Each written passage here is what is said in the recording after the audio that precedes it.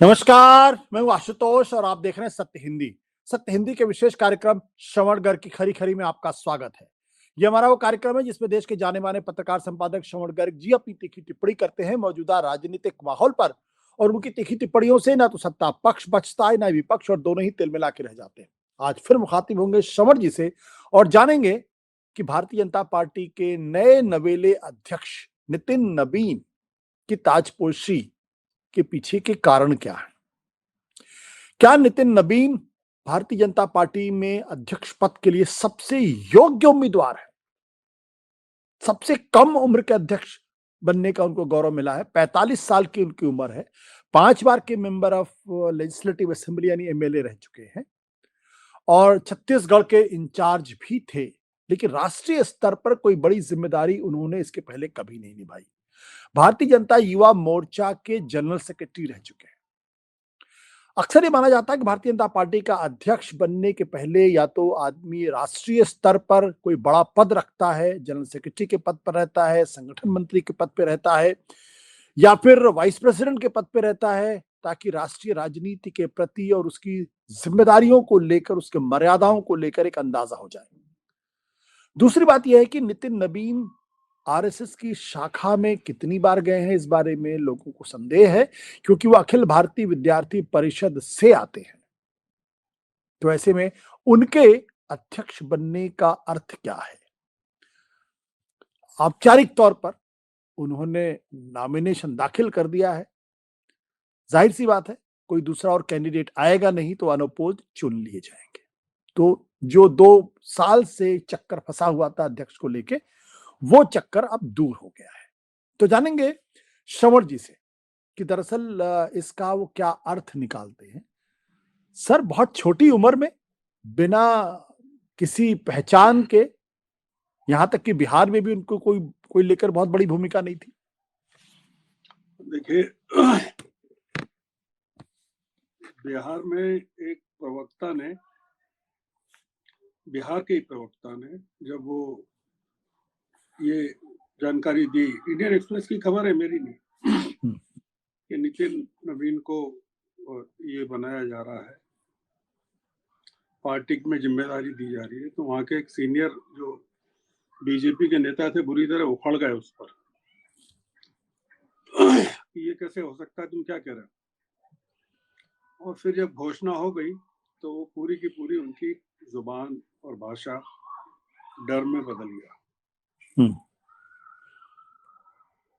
आपको कभी पता नहीं चलेगा, हमें कभी पता नहीं चलेगा कि इनको क्यों बनाया गया, मोहन यादव को क्यों मुख्यमंत्री बनाया या साय साहब को क्यों बनाया गया या शर्मा जी को राजस्थान में या मांझी को उड़ीसा में क्यों बनाया गया, हम समझ नहीं पाएंगे कभी। देखिए, हमारी कोई नाराजगी नहीं है नितिन नबीन से, हम सिर्फ भारतीय जनता पार्टी और भारतीय राजनीति की बात कर रहे हैं। और वो बात हमारी ये है कि टेक्नोलॉजी की तरह पॉलिटिक्स में भी रोबोट कल्चर बढ़ रहा है। जो आदमी अपने राज्य में कभी पार्टी का अध्यक्ष नहीं बन पाया और जो बहुत ही एक मंत्री के तौर पर रहा, वो अचानक से उसको लॉटरी खुल गई और कार्यकारी अध्यक्ष पहले और अब फॉर्मली बन जाएगा, अध्यक्ष बन जाएगा, क्योंकि उनके नॉमिनेशन के 3 सेट्स भरे गए। एक सेट प्रधानमंत्री मोदी जी की तरफ से, एक राजनाथ सिंह जी की तरफ से और एक अमित शाह जी की तरफ से। प्रस्तावक हैं ये तीनों। अब आप सोचिए कि कौन विरोध करेगा भारतीय जनता पार्टी में, कोई खड़ा होगा क्या? वो नॉमिनेशन भरने की या सोचने की भी हिम्मत करेगा क्या? क्या कोई शशि थरूर की, किसी शशि थरूर की आप बीजेपी में कल्पना कर सकते हैं क्या कि जो ऑफिशियल कैंडिडेट के खिलाफ या खड़गे जी के खिलाफ खड़ा हो सकता है? अब इसको लेकर आशुतोष जी 2-3 बातें हो सकती है।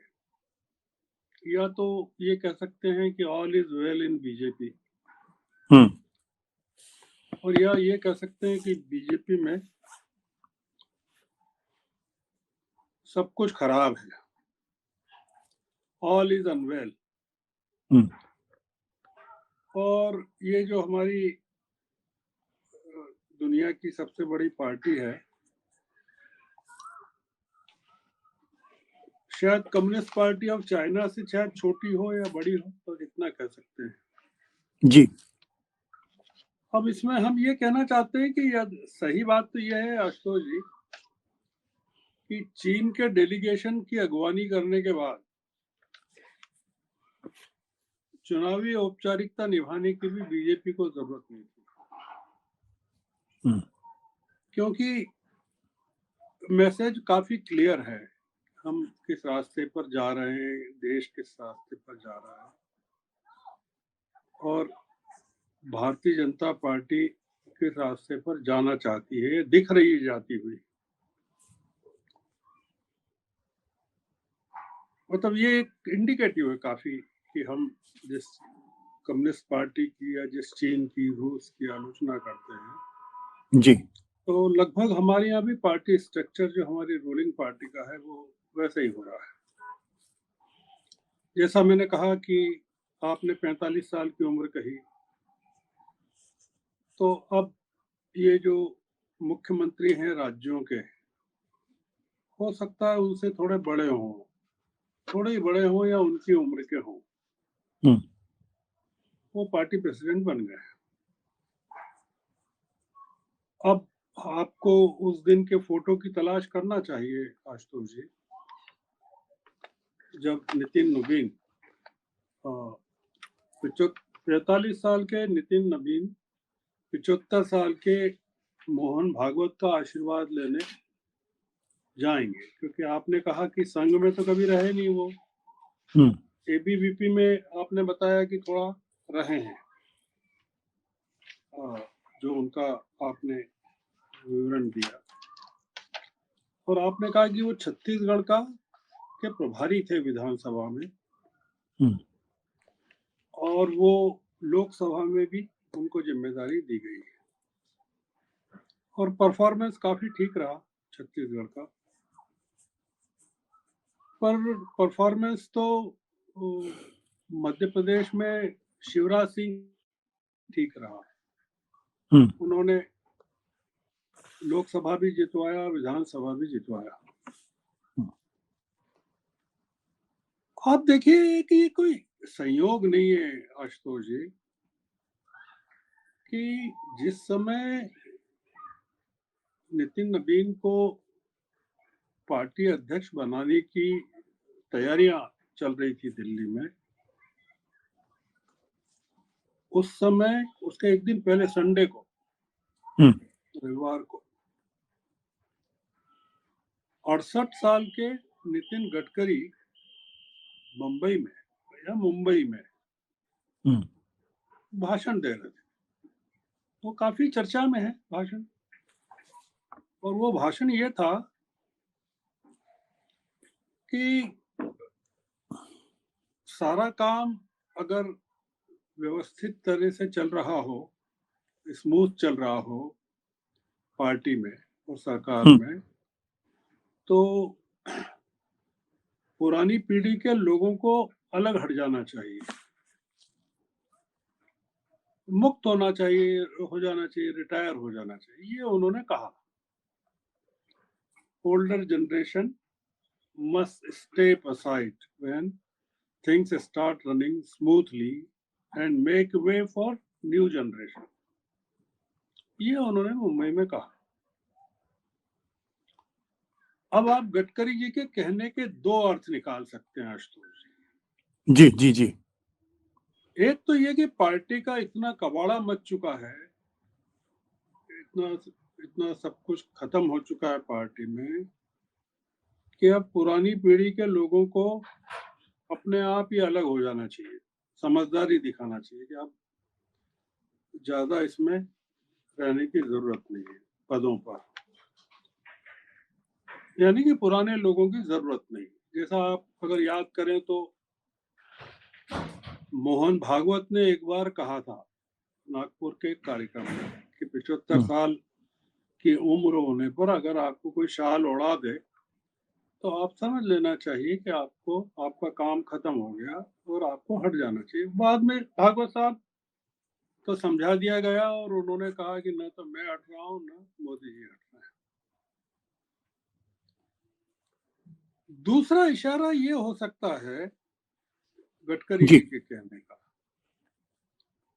कि अब आप नितिन नवीन को बना रहे हैं 45 साल के, तो प्रधानमंत्री को, राजनाथ जी को और अमित शाह जी को भी अब नए लोगों को मौका देना चाहिए, उनको भी हट जाना चाहिए।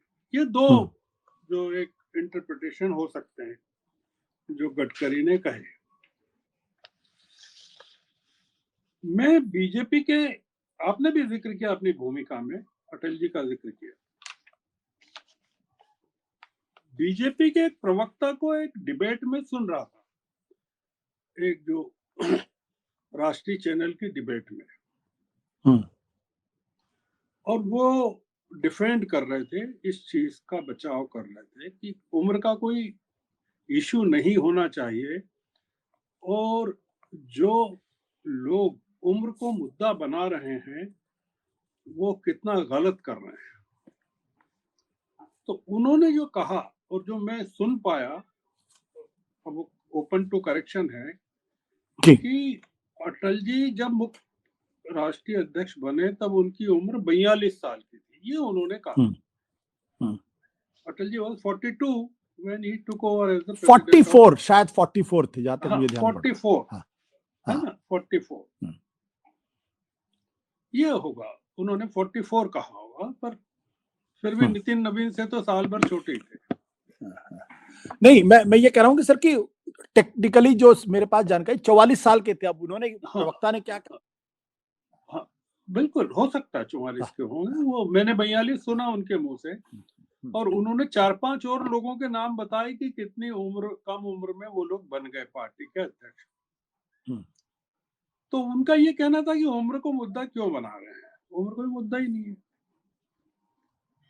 अब अगर उम्र मुद्दा नहीं है तो क्या हमको ये मान लेना चाहिए कि नितिन नवीन जो है वो अटल जी हैं, या आडवाणी है, या मुरली मनोहर जोशी हैं, या राजनाथ सिंह हैं, या गडकरी हैं, क्या है? उम्र का तो कोई, अगर उम्र कोई क्राइटेरिया हम मान भी नहीं रहे, देश भी नहीं मान रहा है कि ये उम्र के कारण। ये जो मुद्दा है, और न ही उन्होंने ये भी कहा, एक बहस ये भी चली उसमें कि ये कोई रबर स्टैंप नहीं होंगे, क्या रबर स्टैंप नहीं है। अब हम तो ये तो जानते हैं कि अटल जी रबर स्टैंप नहीं थे, आडवाणी जी भी नहीं थे, मुरली मनोहर जोशी भी नहीं थे, क्योंकि उनके सिर पे कोई नहीं था। वो खुद एक बड़े सिर थे, बड़ा दिमाग थे, बड़े माथे थे। दूसरा ये कि नए अध्यक्ष, आपने भी कहा, भूमिका में भी कहा कि नए अध्यक्ष जो बने हैं उनके पास दिखाने को क्या है, मतलब बताने को, शोकेस करने के लिए क्या चीज है। तो ये मैंने किया, मेरा अचीवमेंट ये है। मान लीजिए कि मोदी जी कहते हैं उन्होंने गुजरात को रोल मॉडल बनाया, हालांकि पोलकुल की रोल मॉडल की। हमको ये समझना है कि अगर उन्होंने, जैसा मैंने भी कहा पूर्व में कि अगर एक ये बताया जा रहा है रिपोर्ट्स में कि उन्होंने छत्तीसगढ़ में विधानसभा चुनाव जितवाए या लोकसभा जितवाए, तो मैंने कहा जैसा कि शिवराज सिंह ने 6 बार रहे वो लोकसभा के सांसद और 6 बार विधानसभा के सांसद रहे, और उन्होंने चुनाव भी कई जितवा।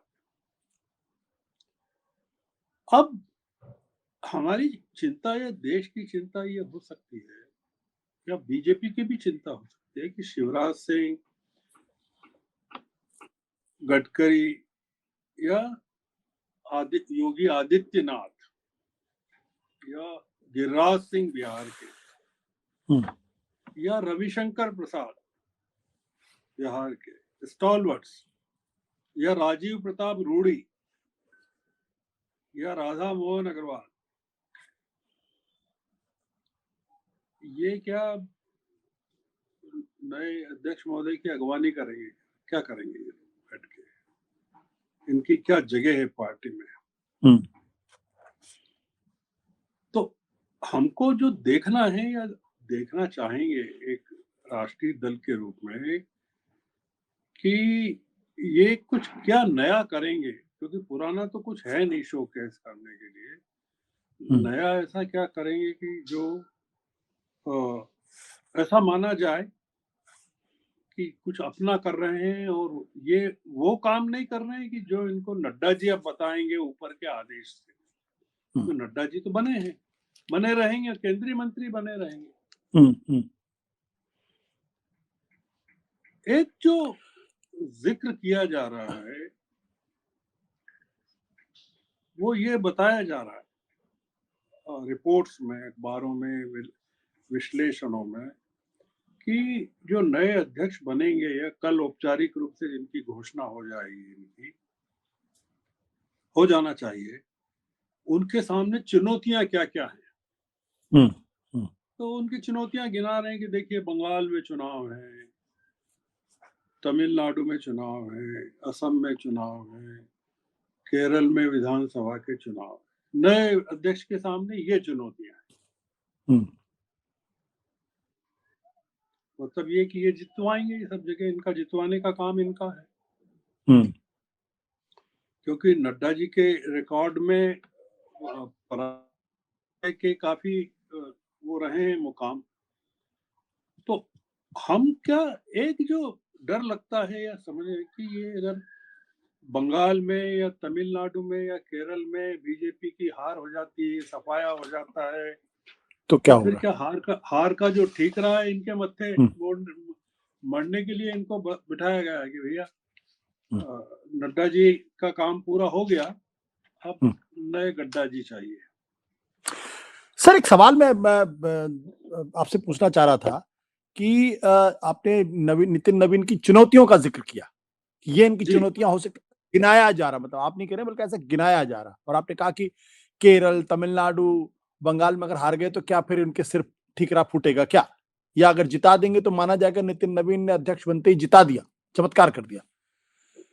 लेकिन सर मेरे मन में जो सवाल है, और मुझे लगता है बहुत सारे हमारे पाठक दर्शक जो आपके प्रोग्राम को देखते हैं वो ये जरूर जानना चाहेंगे कि पिछले 2014 के बाद से ऐसे अज्ञात लोगों को जिनकी कोई पॉलिटिकल कैपिटल नहीं है, उनको मुख्यमंत्री के पदों पर बिठाया गया, उनको अध्यक्ष के पद पे बिठाया गया, उनको ऐसी बड़ी-बड़ी जिम्मेदारियां दी गई कि लोग हर बार चौंक गए, ये पुष्कर धामी कौन है, ये मनोज माझी कौन है, ये जो है पटेल कौन आ गया अचानक, कहां से आ गए, या फिर छत्तीसगढ़ के अंदर कोई नया आदमी कैसे आ गया, राजस्थान में भजनलाल शर्मा को अचानक कर दिया और सब हतप्रभ रह गए, ये कहां से आदमी आ गए। तो क्या ये वाकई में जनरेशनल शिफ्ट एक बहुत सोची समझी रणनीति के तहत किया जा रहा है, या इसके पीछे कोई दूसरी योजना है? नहीं, जनरेशन शिफ्ट क्या है इसमें, आप क्या जनरेशन शिफ्ट मानते हैं? इसमें तो मैं आपको एक उदाहरण देता हूँ। देखिए जी, शिवराज सिंह का मैंने दिया, शनिवार को उनके विदिशा के संसदीय चुनाव क्षेत्र में गडकरी भी थे और मोहन यादव भी थे। मोहन यादव शिवराज सिंह के मंत्रिमंडल में एक अदने से मंत्री थे, मतलब चौथे, पांचवें, छठे नंबर पर होंगे, जिनका कोई इंपॉर्टेंस नहीं था, और अब वो मुख्यमंत्री हैं वहां शिवराज की जगह, और दोनों के बीच में कोई संबंध नहीं है, जीरो संबंध है। शिवराज सिंह गडकरी की उपस्थिति में विदिशा संसदीय क्षेत्र में सड़कों की समस्या, अपना एक पूर्व मुख्यमंत्री जिसके कारण मोहन यादव आज मुख्यमंत्री हैं, वो मंच पे बैठे हैं, मुस्कुरा रहे हैं मोहन यादव, और वो ये कह रहे हैं कि मेरे संसदीय क्षेत्र में सड़कों, गलियों में, सड़कों पर, गड्ढों में लोग मेरे फोटो डाल रहे हैं, कि कह रहे हैं ये आपकी मामा की सड़कें हैं। तो आपने जो मुझे 30 करोड़ रुपए संसदीय क्षेत्र की सड़कों के लिए कहा, वो तो दे दीजिए। आप आशुतोष जी, जो आपका सवाल है वो ये सवाल है कि इनको, जिन लोगों को बिठाया जा रहा है, उनसे डिलीवरी की कोई उम्मीद, अपेक्षा ही नहीं है किसी तरह की। मैंने शुरू में एक शब्द कहा था, आपने गौर नहीं किया शायद उसको, रोबोट्स जो टेक्नोलॉजी में इस्तेमाल हो रहे हैं, रोबोट, वो पॉलिटिक्स में इस्तेमाल किए जा रहे हैं, कि वो जैसे ड्राइवरलेस व्हीकल्स हैं, वैसे ही स्पाइनलेस मुख्यमंत्रियों के पद हैं। तो इसलिए ये कोई बड़ा बहुत क्रांति, ये इसका जो, इसकी पराकाष्ठा है, ये अध्यक्ष पद पर जो इनको, मतलब नितिन नवीन बहुत योग्य होंगे निश्चित रूप से, 5 बार जीते हैं तो योग्य होंगे ही, पर जिस लेगेसी को वो ढोने वाले हैं, लेगेसी को ढोने का मतलब ये है आशुतोष जी, भारतीय जनता पार्टी के राज्य के कार्यालयों में अटल जी और आडवाणी जी के फोटोज के साथ नितिन नवीन का फोटो लगेगा क्या? ये है कि जब आप पार्टी अध्यक्ष के फोटो लगाते हैं अपनी कुर्सी के पीछे, स्टेट के प्रेसिडेंट या मुख्यमंत्री अगर वो करते हैं, तो ये क्या करेंगे? ये मेरा मतलब जो मुद्दा है वो ये है। और दूसरा ये कि 5-6 साल तक ये रहे आपके अमित शाह रहे, 6 साल तक नड्डा जी रहे, मतलब ये जो मोदी जी का पूरा कार्यकाल है उसमें अधिकतर तो इन दोनों के पास रहा अध्यक्ष पद का कार्यकाल। शायद एक साल, 1.5 साल शायद राजनाथ सिंह और या गडकरी रहे होंगे। तो ये कब तक रहेंगे, पहला सवाल। दूसरा सवाल ये कि क्या 3 साल का कार्यकाल है तो 2029 के चुनाव भी ये करवाएंगे? 3 साल का मतलब तो होता है 2029 के चुनाव। एक जो बड़ा मुद्दा मेरे दिमाग में आ रहा था वो ये था कि आप इतनी कम उम्र में इतनी 20 करोड़ लोगों की पार्टी के अध्यक्ष बन गए, 20-25 करोड़ लोगों के। 2 साल बाद, 4 साल बाद, 5 साल बाद आप जब 55 के हो जाएं या 65 के हो जाएं, आपका स्टेचर क्या होगा, आप कहाँ होंगे? मतलब आडवाणी जी इस एज में तो ठीक है, मार्गदर्शक मंडल में है, उनकी जो 98 के करीब अगर वो है, पर मैं इसको कहता हूं कि आप एक टैलेंट को पूरी तरह से समाप्त भी कर रहे हैं। अगर वो टैलेंटेड हैं तो उनको आप, पार्टी जिस तरह से डील कर रही है कि एक चाहिए उनको चलाने के लिए काम, ऑफिस का काम चलाने के लिए, ऑर्डर्स को एग्जीक्यूट करने के लिए। दूसरा ये जो आपको और हमको देखना पड़ेगा, आप भी देखेंगे कि अब वो जो राष्ट्रीय कार्यकारिणी बनाएंगे नए अध्यक्ष, जिसमें वाइस प्रेसिडेंट्स भी होंगे, मतलब वाइस प्रेसिडेंट या बड़े लोगों में तो आप कभी अध्यक्ष आपने देखा हो तो वसुंधरा राजे भी रही हैं बड़े, जी जी जी, है ना, ये लोग भी है ना पार्टी में कि नहीं है, अभी वसुंधरा राजे भी है। स्टॉलवर्ड्स जो भारतीय जनता पार्टी के, जिनको किंग मेकर्स कहा जाता है या बनाने वाले, तो आपको राष्ट्र, आपने कहा जनरेशनल चेंज जिस शब्द का इस्तेमाल किया, और गडकरी जी ने भी कहा कि छुट्टी का वक्त आ गया है, वक्त आ गया है। तो ये इनकी राष्ट्रीय कार्यकारिणी में कौन लोग बनने वाले हैं, उपाध्यक्ष, महामंत्री, मंत्री, कौन होगा? मैं आखिरी बात जो कहना चाहता हूं आशुतोष जी वो ये है कि कांग्रेस पर, खास करके समाजवादी पार्टी पर, तृणमूल कांग्रेस पर, डीएमके पर, तेलुगु देशम पर, सब पर लगभग आरोप है परिवारवाद का। केवल कम्युनिस्टों पर नहीं है, क्योंकि उस तरह का उनका रिजीम रहा नहीं और खत्म भी हो गए। पर परिवारवाद को लगातार कोसते रहने वाली जो एक पार्टी है, जो कहती है कि सब ऊपर से तय होता है, परिवार तय करता है, ये जो देख रहे हैं हम, जिस तरह से आपने कहा मुख्यमंत्रियों को अपॉइंट करना, अध्यक्षों को अपॉइंट करना, आप सोचिए जरा कि 37 राज्य हैं और यूनियन टेरिटरीज हैं बीजेपी के, आप चुनाव तक नहीं करवा पाए, कई राज्यों में अपने पूरे चुनाव नहीं हो पाए। तो ये जो मॉडल आप दे रहे हैं अपॉइंटमेंट का, अध्यक्ष का, ये कौन सा मॉडल है? मतलब ये कांग्रेस के परिवारवाद से किस तरह से अलग है? तो ये कुछ मुद्दे हैं जो ऐसा लगता है कि लोगों को अब नए अध्यक्ष के साथ चूंकि रहना पड़ेगा, देश को भी रहना पड़ेगा ना, क्योंकि अब नड्डा जी नहीं दिखेंगे, ये दिखेंगे, नितिन नवीन दिखेंगे। तो इसलिए उनके नाम की कल घोषणा हो उसके पहले कुछ जो चीजें मुझे लगा कि आपसे शेयर करना चाहिए, तो वो मैंने आपसे शेयर की। अगर आपके मन में सर, आपने बड़ी अच्छी, बहुत दिलचस्प बात, रोबोट वाली बात आपने कही जी। रीजन क्या हो सकता है? क्योंकि जो आपको दिखाई पड़ रहा है, जो बाकी लोगों को दिखाई पड़ रहा है, इससे पार्टी को तो कोई बहुत मजबूती मिलेगी नहीं, क्योंकि पार्टी में आप बहुत प्रखर लोगों को जब आगे बढ़ाते हैं तो पार्टी आगे बढ़ती है। लेकिन जिन लोगों को बढ़ाया जा रहा है वो बहुत प्रखर तो बिल्कुल दिखाई नहीं पड़ते, वो आगे चल के प्रखर हो जाए बात अलग है। तो रणनीति क्या है? देखिए, मैं इसलिए ये मतलब भारतीय जनता पार्टी के संदर्भ में नहीं कह रहा हूँ, तो किसी भी पार्टी के संदर्भ में हो सकता है कि प्रखर लोगों को आगे बढ़ाने में एक आपको भय हो सकता है, क्योंकि आप खुद प्रखर नहीं है। अगर नेतृत्व प्रखर नहीं है तो फिर आप डफर लोगों को बढ़ाएंगे, प्रखर के बजाय डफर लोगों को बढ़ाएंगे। भारतीय जनता पार्टी में प्रखर लोगों की कमी नहीं है, मैं ये कहना चाहता हूँ। मतलब देश को सबसे अच्छे या वक्ता या विचारक या बौद्धिक दिए हैं लोग तो कांग्रेस ने दिए हैं,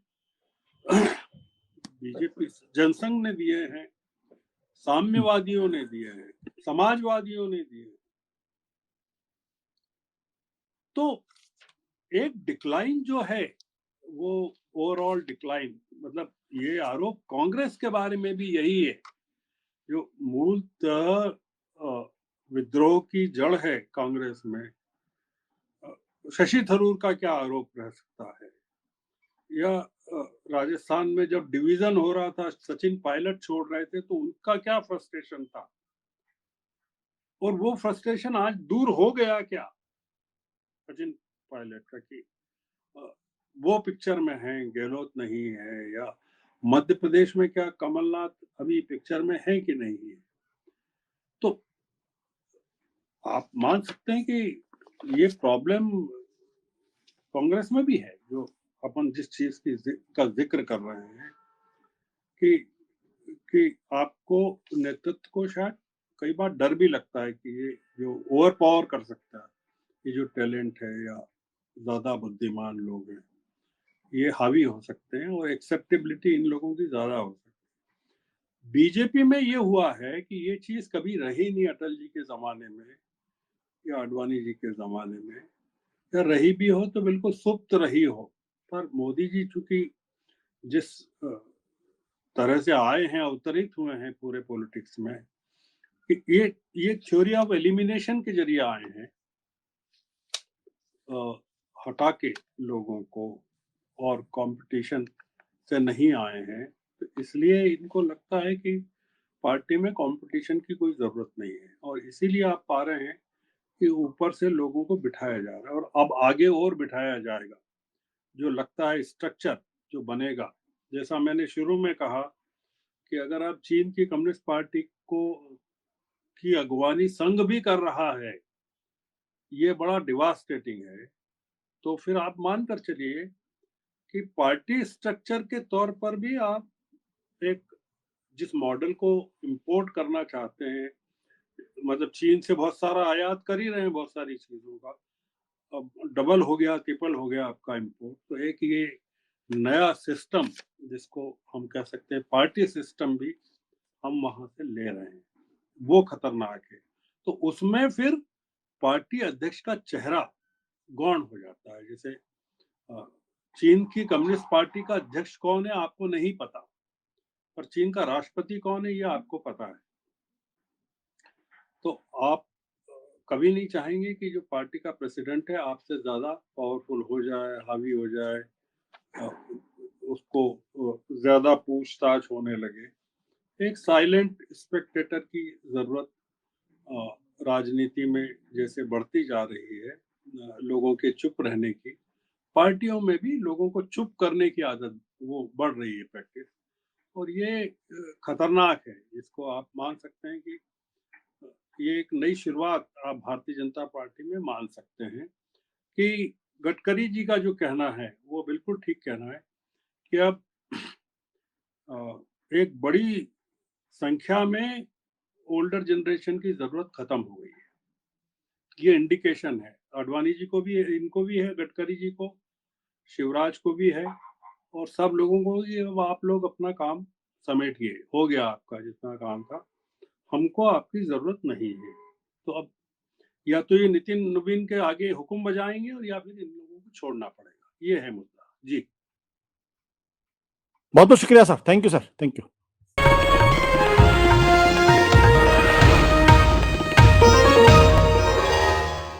Copyright disclaimer under Section 107 of the Copyright Act 1976. Allowance is made for fair use for purposes such as criticism, comment, news reporting, scholarship, and research. Fair use is a use permitted by copyright statute that might otherwise be infringing.